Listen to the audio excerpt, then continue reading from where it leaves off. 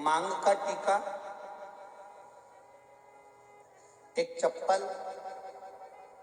और एक छाता, ये तीन चीजें किसी के भी प्रयोग में नहीं लेना चाहिए। किसी की दूसरे की मांग कर या दूसरे की लेकर इसका प्रयोग नहीं करना। एक किसी की चप्पल हो, पादुका हो, या किसी का पांव का जूता हो, चप्पल हो, आपकी चली भी गई ना तो आपको टेंशन नहीं लेना, गई ना कोई बात। पर महाराज बड़ा दुख होता है, 500 की थी, टेंशन महाराज चली गई जाने।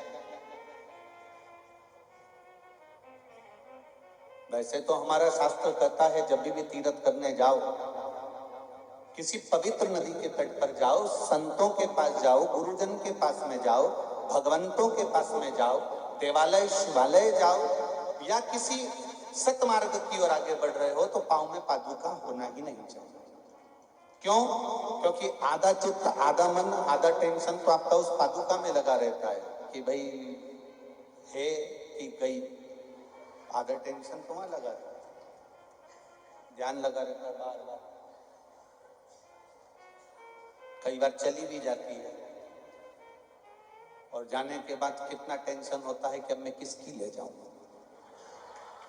चिंता तो व्याप्ति है, ऐसा नहीं कि चिंता नहीं व्याप्ति होता है। तो यहां पर हमारा सनातन धर्म कह रहा है कि एक मांग का टीका, एक पादुका और एक छाता। इसलिए हमारे सनातन धर्म में जब किसी का मृत्यु हो जाती है या कोई किसी के घर में कोई उद्यापन करता है या कोई बड़ा आयोजन करता है या कोई पूजन कराता है तो उसमें पद की महत्वता होती है।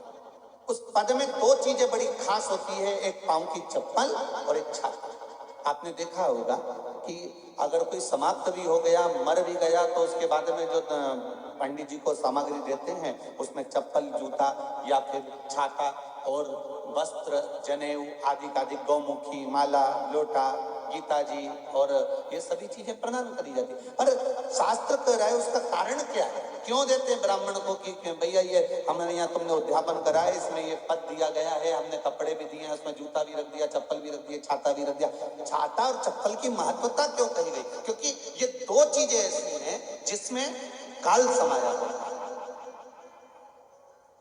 जब हम किसी को ये प्रदान करते हैं तो ये मानकर करते हैं कि हो सकता है हमारे जीवन में कोई दुख हो, तकलीफ हो, कष्ट हो, रोग हो, बीमारी हो, वो इसके दान करने से समाप्त हो जाता है।